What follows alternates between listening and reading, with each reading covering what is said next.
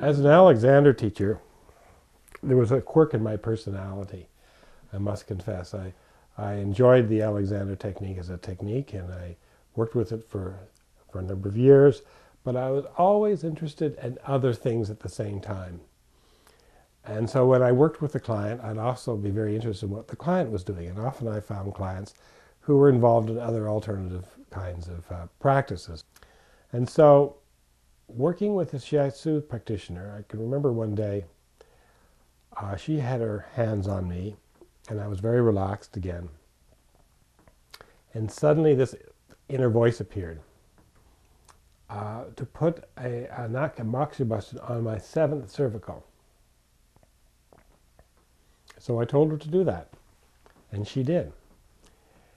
And I could feel the warmth of this little hot pallet on the 7th cervical, which is kind of the bony part of the spinal column in the neck here that sticks out a little bit.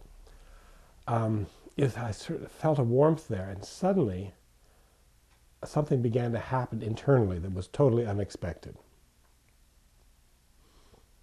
And I can only explain it that something in me was awakened from that place, and it spread out through the body. I felt an interconnection from the spinal column at the 7th cervical, through the shoulders, up into the neck, down the spinal column into the legs, and I started to move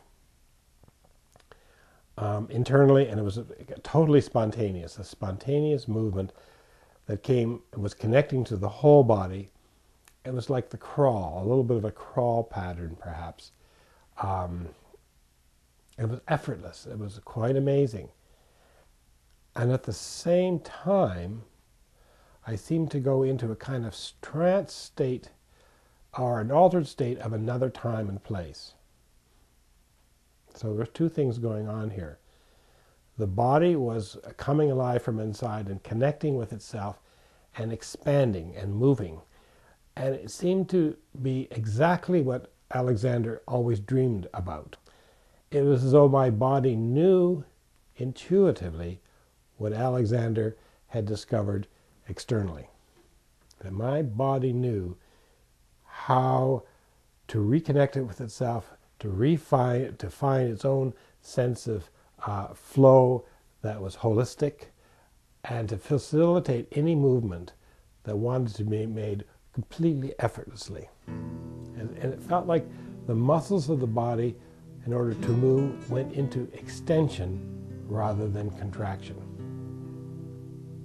So it was like a dream. It brought me back, or brought me an image of the earliest, like a tadpole, as though, and it was part of my own life. It was a sense of me as a tadpole, and then a frog, and then a lizard, or various stages of development, as though I was revisiting my own evolutionary pattern very quickly, and it seemed to give me the information that in me is my whole history of evolution as a resource to facilitate my more or less human way of functioning now. It was truly a remarkable experience. It really blew my mind, so to speak. That contained in me was that kind of information to facilitate my life now. All the trials and errors of what made us the humans we are today are locked in our DNA, in that sense. So I have a huge respect for the wisdom that's contained in our bodies. And as I said before, at the same time, I realized that Alexander was searching for something in an external kind of way that we have in ourselves internally, as the gift of our own being, as a gift of life in us. What I had learned in the Alexander world was that, and I had never felt a complete fit for the Alexander world. I had trouble with mind over body, because a lot of my understanding, which may have been faulty at the time, is that I had to continually reimpose another order on the organism through my consciousness. In order to change a habit, I would have to impose my own, I'd have to dominate, I'd have to create another pattern constantly.